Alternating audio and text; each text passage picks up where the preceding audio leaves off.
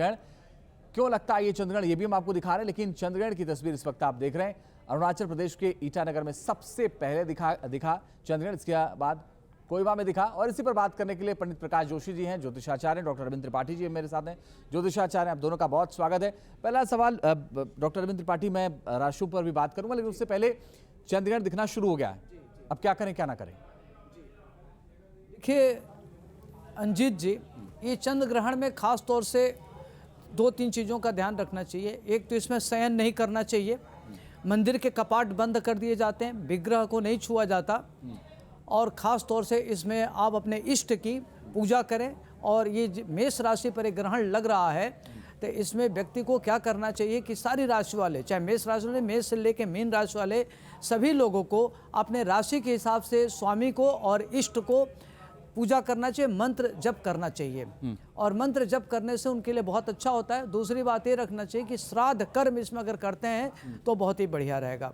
इसमें खास बात यह है कि ओम नमः शिवाय का अगर आप जप करते हैं तो आपके लिए बहुत अच्छा रहेगा। चाहे ओम श्राम श्रीम श्रोम सह श्री चंद्रमा से नमः, इस मंत्र का जप करें, काला तिल का दान करें, और जितना हो सकता है मनसा जप करें। एक तो ये हो गया। दूसरी बात के ध्यान रखना चाहिए कि जो गर्भवती महिलाएं हैं उनको नुकीली चीज़ों का प्रयोग नहीं करना चाहिए, सीना नहीं चाहिए, सोना नहीं चाहिए, शयन नहीं करना चाहिए, और मैथुन क्रिया इसमें नहीं करना चाहिए। स्त्री समागम से बचना चाहिए।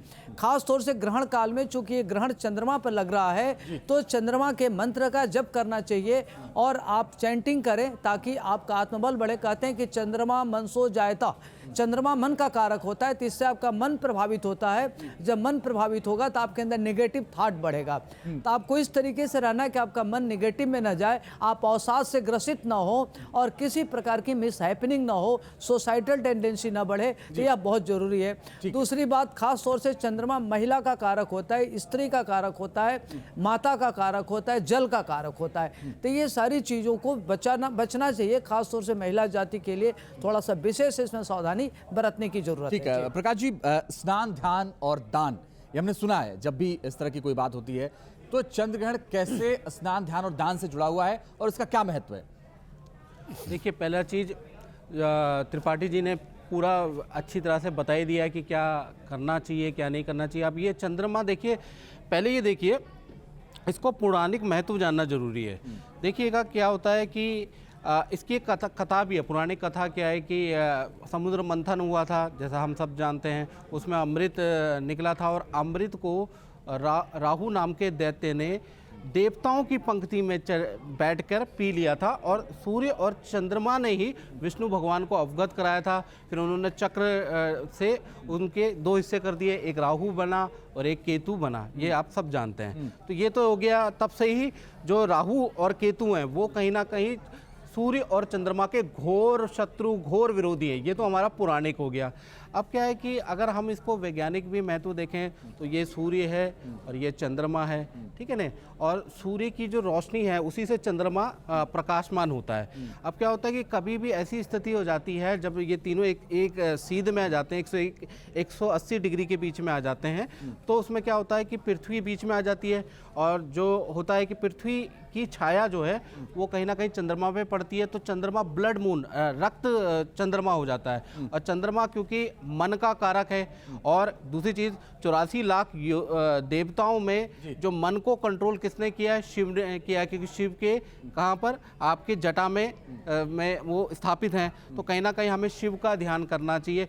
शिव माने शव, यानी कि शव वाली स्थिति है। अब बहुत बार क्या होता है, पंडित जी ने तो बता ही दिया है, लेकिन बहुत बार क्या होता है, हम ऑफिस के अंदर होते हैं, ऑफिस के अंदर में क्या करना चाहिए? तो ऑफिस के अंदर जैसे आप ये ग्रहण लग गया है, तो आप क्या करें कि चंद्रमा का, शिव का ध्यान तो एटलीस्ट करें, और अपना जो डेली वर्क का जो काम है वो तो आपको करना ही करना है। और गृहस्थ जीवन में जो व्यक्ति हैं, देखिए इसमें 2 तरह की चीज़ है, एक गृहस्थ साधना है और एक ब्रह्मचर्य साधना है, एक विद्यार्थी साधना है। जिनके पास टाइम है तो वो तो कर सकता है। अब लोग हैं जिनको काम भी करना है, तो काम करने के लिए आपको क्या करना है, जहाँ भी आप डेस्क में बैठे हैं, तो जब भी आपका चंद्र ग्रहण हो रहा है तो एक बार शिव का ध्यान कर ले।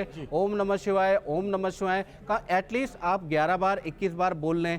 जो भी आप पानी पीते हैं या आप कोई कॉफ़ी पीते हैं तो उसमें तुलसी डाल लें, पर इतना आप कर लीजिएगा, उससे भी आपको बहुत फ़र्क मिलेगा। ठीक है। डॉक्टर त्रिपाठी, एक बात बताइए कि इसका जो असर है, जी। जैसा कि हम कहते हैं कि इन राशियों पर ये असर पड़ेगा, जी। तो इनका असर कब से दिखना शुरू हो जाएगा? मतलब कब उसका समय क्या होता है? जी, जैसे अगर देखिए- चंद्रग्रहण है, जैसे आप कहते हैं ना कि इसका असर इन राशियों पर ये होगा, जी। उसका असर दिखना कब शुरू होगा, चाहे देश में या फिर देश के बाहर? जी, देखिए चंद्रमा का 3 पक्ष होता है, 15 या 45, और सूर्य का होता है 4 पक्ष।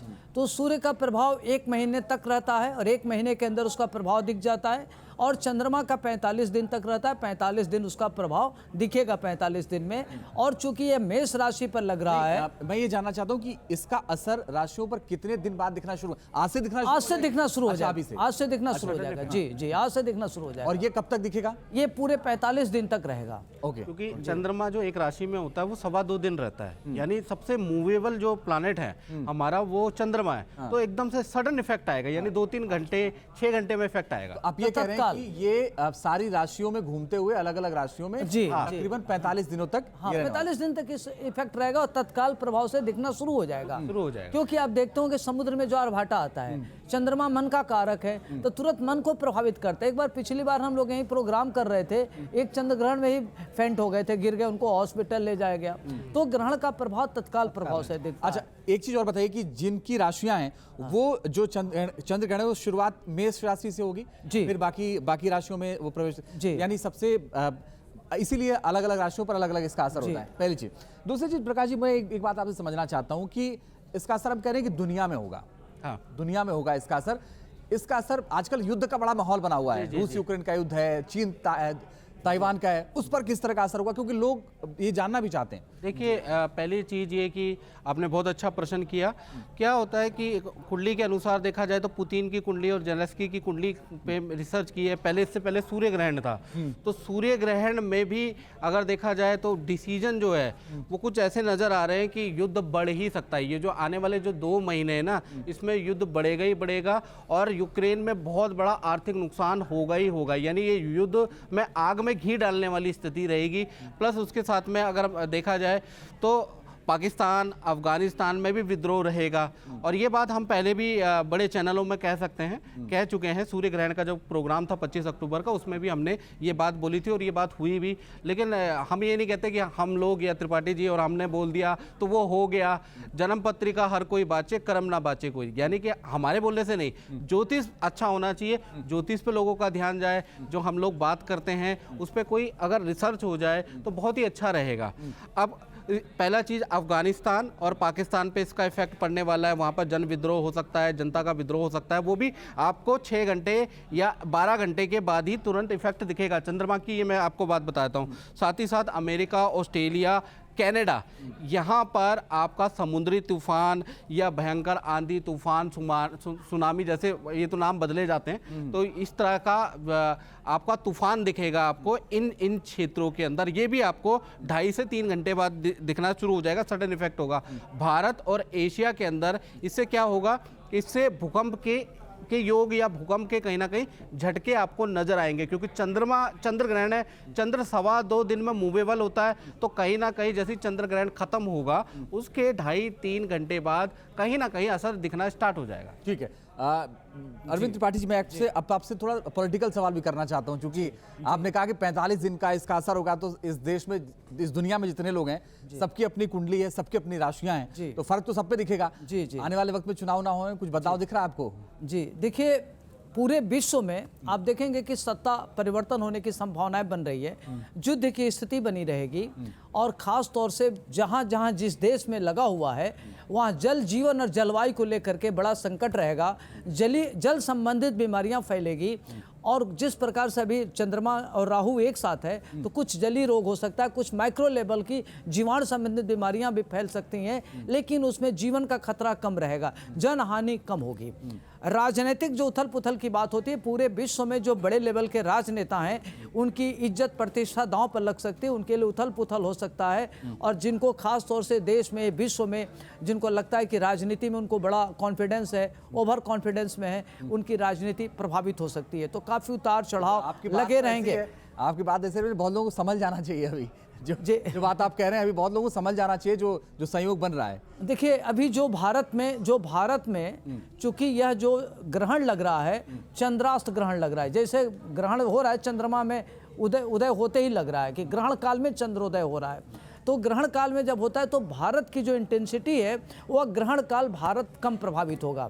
भारत की जो स्थिति होगी उत्तरोत्तर मजबूत होगी, आर्थिक क्षेत्र में प्रगति होगी और शेयर में उतार चढ़ाव आएगा, सोने के रेट में उतार चढ़ाव आएगा, क्रूड ऑयल का रेट घटेगा और भारत में काफ़ी राजनीतिक उथल पुथल, काफ़ी परिवर्तन रहेगा। और जो बड़े लेवल के नेता हैं जिनका काफ़ी नाम है, चाहे वो फिल्मी दुनिया का हो, चाहे राजनीति में हो, चाहे धर्म के क्षेत्र में हो, लोगों का इसमें बहुत लोगों का नुकसान भी देखने को मिलेगा। ठीक है जी प्रकाश जी, आप कुछ कहना मैं चाहते बोलना चाहता हूँ, देखिए इसके अंदर दो तरह के हमारे शास्त्र हैं। एक तो हमारा होता है मानव जीवन के लिए जो हम राशि के अनुसार बताते हैं, एक होता है मेदनीय ज्योतिष, जो ये स्पेशल भारत की कुंडली में देखा जाए तो भारत की जो है वृषभ लगन की कुंडली है, राहुल लगन में बैठे हैं, जो ग्रहण मेष राशि में पड़ रहे हैं, ये 12वें में पड़ रहा है। अब 12वें स्थान जो होता है विदेशी स्थान कहा जाता है, तो क्या होगा कि चंद्रमा यहाँ पर बैठे हैं और कहीं ना कहीं तृतीय के स्वामी 12वें में बैठे हैं, जो पॉजिटिव होता है। भारत में बता देता हूँ, कुछ पॉजिटिव है कुछ नेगेटिव है। पहला, कोई आतंकवादी घटना नाकाम होती हुई आपको न्यूज़ सुनाई देगी। दूसरा, कोई बड़ा गिरोह सरकार उसको पकड़ेगी, ऐसी भी न्यूज़ नज़र आएगी। और तीसरी चीज़ क्या होगी, क्योंकि चंद्रमा संक्रमण या वायरल जो होते हैं रोग, उसमें वृद्धि हो सकती है, उसमें आपको वृद्धि नज़र आएगी। हॉस्पिटलों में भीड़ बढ़ती हुई नज़र आएगी।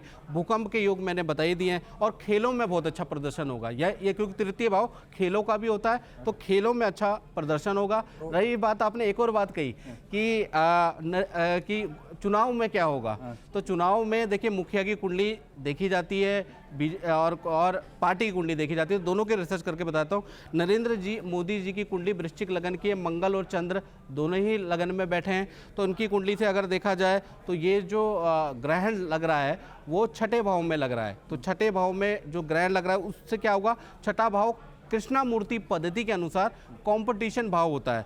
और मेदनीय ज्योतिष में छठे भाव को, वैसे सिंपल ज्योतिष में छठे भाव को अच्छा नहीं मानते, लेकिन मेदनीय ज्योतिष में बहुत अच्छा माना जाता है। तो गुजरात और हिमाचल में कड़ी मेहनत, पूरा बीजेपी झोंक देगी अपने आप को और रिकॉर्ड तोड़ जीत हासिल होगी। ठीक है, एक छोटा सा ब्रेक ले रहे हैं, ब्रेक के बाद भी लौटेंगे तो खास पेशकश लगातार जारी है। आप देखते रहिए न्यूज़ नेशन।